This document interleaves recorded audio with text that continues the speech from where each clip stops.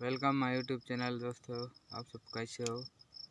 I hope आप सब ठीक होगे और अच्छे होंगे। देखिए दोस्तों, मैं आज फिर ज़मीन तरफ आया हूँ।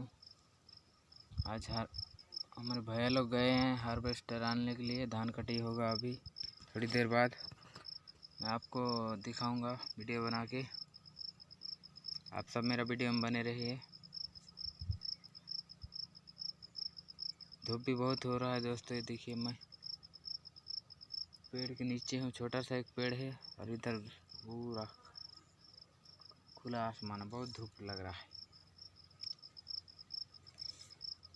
तो फिर मिलेंगे, वीडियो में बने रहिए।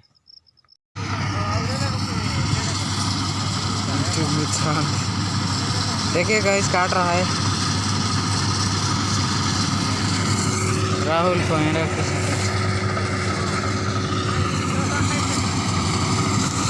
क्या करवा